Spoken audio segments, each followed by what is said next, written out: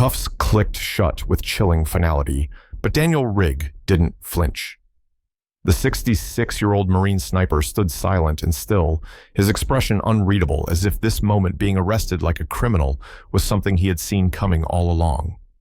To onlookers in the small-town courtroom, he was just another grizzled old vet who'd probably lost his temper at a gas station. No one asked questions. No one cared to look deeper. A few people even chuckled. The prosecutor smirked. One juror rolled her eyes. To them, Daniel was a washed-up soldier who couldn't leave the battlefield behind. But what they didn't see was the man who had once served with unwavering honor, a sniper whose precision had saved lives and altered battles.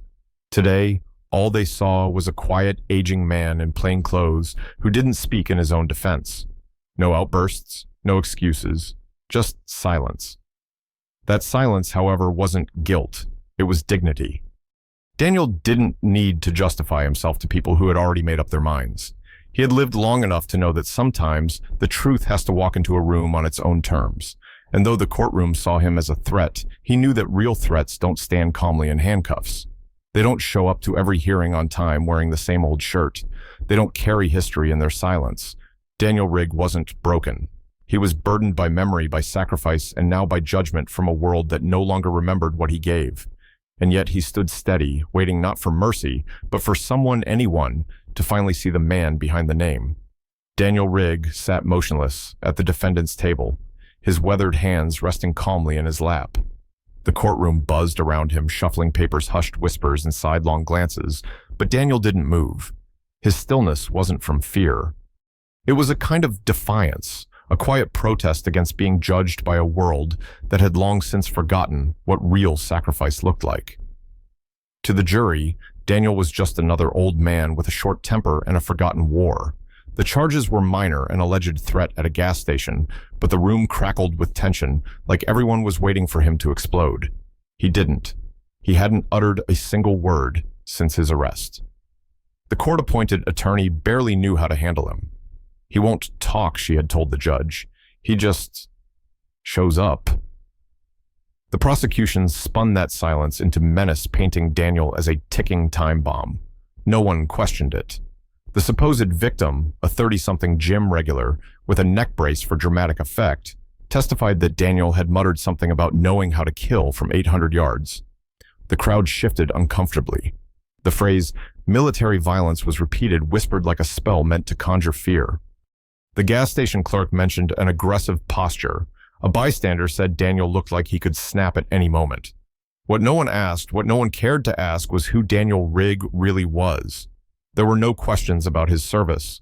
No mention of his years in the U.S. Marine Corps, of the classified operations of the medals, quietly stored in a dusty box under his bed.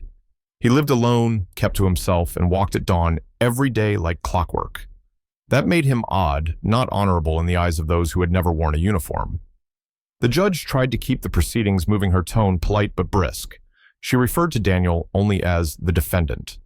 The defense attorney offered a half-hearted objection when the prosecutor described Daniel as unstable and intimidating. Daniel remained still. To him, this wasn't a fight worth raising his voice over.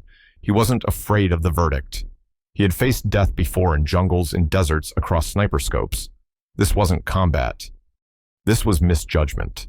No one in that courtroom saw Daniel Rig as a man. They saw a shadow of who he once was. And worse, they treated him like he didn't matter anymore. But the silence in Daniel's heart wasn't empty. It was full. Full of names he hadn't spoken in decades. Full of moments that couldn't be explained to people who thought danger lived only in movie scripts. He had carried the weight of service with humility, and now he carried the weight of being misread by a society that had no space left for quiet dignity. The jury would soon deliberate based on shallow testimony and unfounded fear. The prosecutor was already practicing his closing statement, sure of a conviction. The defense attorney typed notes she wouldn't use. Daniel's eyes remained forward, fixed on a point in the distance. Maybe it was memory. Maybe it was hope. He didn't need the room's sympathy. But a small part of him wondered, would anyone ever understand what it meant to be forgotten by the country you bled for? And just then, while the court waited for a verdict it thought was sealed, something outside the courthouse changed. Just as the courtroom settled into an uneasy stillness, the heavy wooden doors creaked open with unexpected purpose. Heads turned, cameras clicked, but no one was prepared for the man who stepped through. General Samuel Wyatt, retired. Chief of Special Operations Command stood in the doorway wearing a sharply pressed dress uniform adorned with 4 silver stars. He didn't smile, didn't glance around for recognition. He simply walked steady direct down the aisle of Courtroom 3 like it belonged to him. The judge blinked, unsure whether to rise. The bailiff instinctively straightened his posture.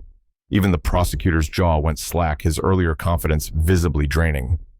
At the defendant's table, Daniel Rig finally lifted his eyes. Their gaze met 2 warriors whose lives had once intersected on a battlefield far from here. No salute, no handshake, just a moment of quiet understanding between men who had seen hell and returned with stories no courtroom could comprehend. The judge found her voice.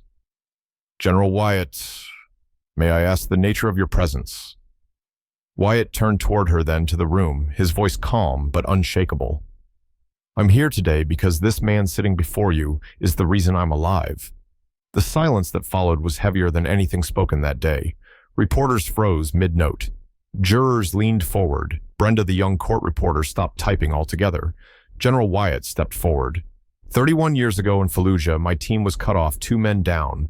No communication trapped behind enemy lines. We were as good as gone. Then a single sniper opened a path. 12 targets neutralized in under 5 minutes.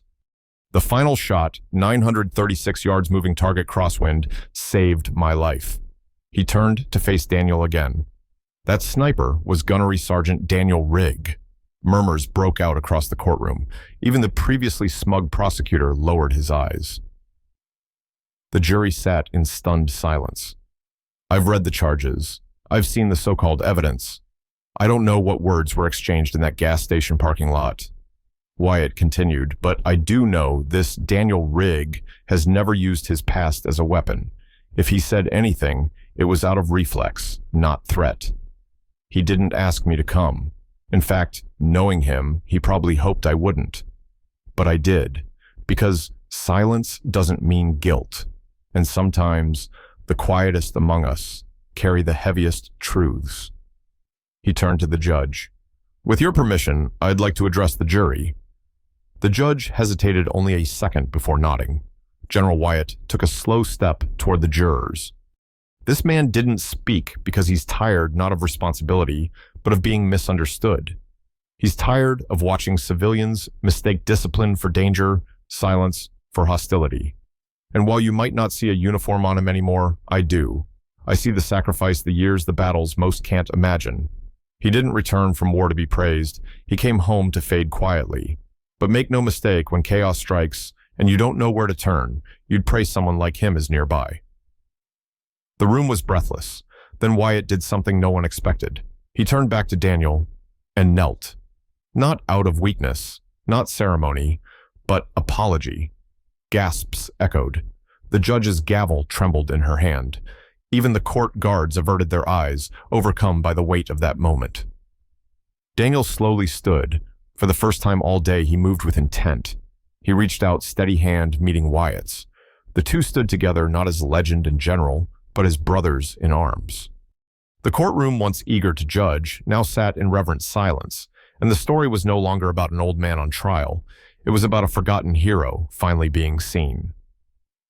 The courtroom, moments before restless, fell into a hushed stillness as General Samuel Wyatt, his uniform immaculate, 4 silver stars gleaming, stepped through the doors. The judge paused mid-sentence, the bailiff straightened, and the jury instinctively turned their heads. It was as though the air itself had shifted. At the defense table, Gunnery Sergeant Daniel Rig slowly looked up for the first time that day. His expression didn't change much, but his eyes that had seen more than most met Wyatt's with something close to understanding. Without ceremony or delay, Wyatt crossed the courtroom, not stopping at the bench or addressing the attorneys. He walked directly to Daniel, the man who once saved his life in Fallujah. There was no salute, no handshake, just the quiet acknowledgement between 2 men bound by the kind of truth only shared in war. The silence between them roared louder than any speech. Turning toward the judge, Wyatt's voice was clear, steady, and full of purpose. I'm here because this man, he began gesturing to Daniel, is the reason I'm standing here at all. The courtroom seemed to lean in. He recounted how years ago, pinned down behind enemy lines with 2 men down and no communication hope, had all but disappeared until a single Marine sniper began firing. 12 targets, 5 minutes, each shot saving a life. The final one, a 936-yard rooftop, hit through a crosswind. Surgical, impossible. Unless you were Daniel Rig. A quiet ripple moved through the courtroom. Some jurors shifted uncomfortably, others stared at Daniel in a new light. Wyatt continued, "Daniel didn't ask me to be here. In fact, I know him well enough to say he'd prefer I hadn't come at all. But when a man like this is being judged for a few words in a parking lot after giving everything for this country, then silence becomes complicity." Then something extraordinary happened. Wyatt stepped forward and without hesitation dropped to one knee before Daniel. He didn't do it for drama or applause. He did it because, in his words, "You don't chain men like this. You honor them." The entire room gasped. Even the judge's hand trembled as she gripped her gavel. Daniel didn't move at first, but then slowly he rose to his feet. For a long moment, the 2 men stood eye to eye. Daniel extended a hand. Wyatt took it. And in that handshake, generations of duty pain, brotherhood, and sacrifice were acknowledged. Not as general and Marine, but as 2 soldiers who had lived through the unimaginable. The judge, clearing her throat and composing herself, rendered the only decision that now made sense. All charges against Gunnery Sergeant Daniel Rig are hereby dismissed, effective immediately. Cheers were not appropriate, but the silence was louder than any applause. As Daniel walked out of the courtroom free at last, he wasn't met with cameras or reporters. He was met with rows of veterans outside the courthouse, standing at attention, saluting as he passed. He didn't speak. He didn't need to. For the first time in decades, Daniel Rig felt something return that had been missing for too long: dignity. Not granted by a courtroom, but restored by the truth and by the presence of someone who remembered. When Gunnery Sergeant Daniel Rig walked out of that courtroom, he wasn't just leaving behind 4 walls and dropped charges. He was walking out from years of silence, misunderstanding, and quiet pain. In that single moment of reverence, when a 4-star general knelt before him, Daniel's honor was not just restored, it was recognized by a nation that had forgotten too many like him. It was a reminder that real heroism isn't loud. It doesn't demand applause. Sometimes it's a man who says nothing, but is given everything. This story is more than just a courtroom surprise. It's a powerful lesson for all of us. We live in a world quick to judge, quicker to forget. But honor, sacrifice, and service don't end when the uniform comes off. If we don't take time to listen, to see past the wrinkles and silence, we risk losing the very values that hold our nation together. So here's our question to you. Have you ever known someone like Daniel Rig, a quiet hero who never asked for recognition but truly deserved it? Share their story in the comments below. Let's keep their legacy alive. And if stories like this move you, if you believe that respect must be earned but never denied, please like, subscribe, and ring the bell so you never miss another powerful story that reminds us who we are. Let's make sure silence never buries honor again.